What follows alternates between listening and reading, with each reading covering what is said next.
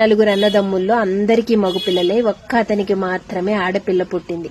అసలు 3-4 తరాల నుండి వాళ్ళ ఇంట్లో ఆడపిల్ల పుట్టలేదు. అందరూ అబ్బాయిలతోనే ఉండడంతో ఈ అమ్మాయి అంటే చాలా గారంగా చూసుకుంటున్నారు. ఆ అమ్మాయి చిన్నగా ఉన్నప్పుడు వాళ్ళ నాయనమ్మ చనిపోయిందేమో. ఇక నలుగురు అన్నదమ్ములు ఈ అమ్మాయిని అమ్మ అమ్మ అని ముద్దుగా పిలిచేవారట. ఇక పెళ్లి వయసు వచ్చింది. చక్కగా మంచి సంబంధం చూశారు. కోటీశ్వరుడికి ఇచ్చి పెళ్లి చేశారు. అత్తారుబాతంగా పెంచారేమో. ఆ అమ్మాయి అప్పగింతలప్పుడు నలుగురు ఏడవటం మొదలు పెట్టారు. ఏడుస్తూ ఏడుస్తూ కొంతమంది అయితే ముగ్గురు అన్నదమ్ములు ఎంతో కొంత ఊరుకున్నారు. కానీ కన్న తండ్రి గుక్క పెట్టి ఏడుస్తున్నాడు. అక్కడున్న వాళ్ళు ఎంత చెప్పినా ఊరుకోవటం లేదు. ఇక భార్య అన్నదమ్ములు అందరూ చెప్పి ఊరుకున్నాక కారు దిగొచ్చింది కూతురు.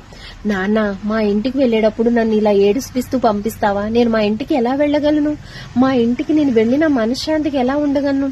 నేను మా ఇంటికి వెళ్తున్నాను కదా నాన్న, నువ్వు ఎందుకు ఏడుస్తున్నావు అంది. అప్పుడు ఆ తండ్రి చూస్తూ మీ ఇల్లా అన్నాడు. అవును నాన్న, నువ్వు అప్పగింతలు చేసేసావుగా, ఇక నాది ఆ ఇల్లేగా, ఇది మీ ఇల్లు అంది. ఒక్కసారిగా మౌనంగా ఉండిపోయి ప్రతిదీ మనదేని దెబ్బలాడే నువ్వు నాది అంటున్నావా అన్నాడు.